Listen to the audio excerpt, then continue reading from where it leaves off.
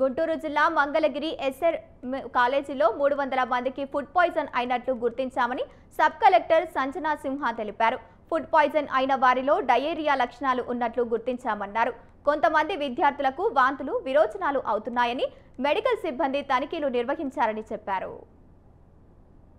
ఒక 6గురితో ఒక కమిటీని కాన్స్టిట్యూట్ చేశారండి. దాంట్లో మనకి sub collector Tenali, RJD education, DSO, తర్వాత ఫుడ్ ఇన్స్పెక్టర్, తర్వాత మనకి డిఎస్పి గారు, ఇట్లా 6గురిని మళ్ళీ అసలు ఏంటి ఈ ఎస్ఆర్ఎంలో కాలేజ్లో పిల్లల పరిస్థితి ఏంటి, ఎంత విషమంగా ఉంది, లేకపోతే చాలా ఎక్కువగా ఎగ్జాజరేట్ చేసిన ఫిగర్స్ ఇవి, నిజాలేంటి, కంటామినేషన్ ఏదన్నా ఉంటే దానికి సోర్స్ ఏంటి, దాన్ని ఎలా ఎలిమినేట్ చేయాలి, ఫస్ట్ దాన్ని ఐడెంటిఫై చేయండి, దాన్ని కంటైన్ చేయండి అని చెప్పి ఒక కమిటీని వేయడం జరిగింది.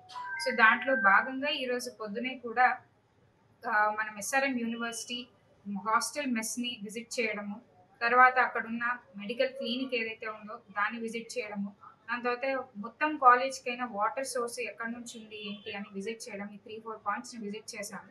సో అక్కడ నుంచి కూడా ప్రతి సెంటర్ నుంచి ఫుడ్ శాంపిల్స్ కానీ వాటర్ శాంపిల్స్ కానీ తీసుకోవడం జరిగింది. వాళ్ళు ఫుడ్ ఏదైతే వండుతున్నారో అక్కడ గ్రోసరీస్ ఎక్కడి నుంచి వస్తున్నాయి, అలానే ఏ ప్రొసీజర్ ఫాలో అయ్యి వాళ్ళు వండుతున్నారు, అక్కడ పనిచేసే వాళ్ళు ఎలా అన్ని ప్రోటోకాల్ ఫాలో అవుతున్నారా లేదా, FSSAI స్టాండర్డ్స్ ప్రకారం ఉన్నాయా లేదా అని చెప్పి డీటెయిల్గా కూడా ఇంకా మనకి టీం అక్కడే ఉన్నారండి. 2 టీమ్స్ ఉన్నాయి. సో వాళ్ళని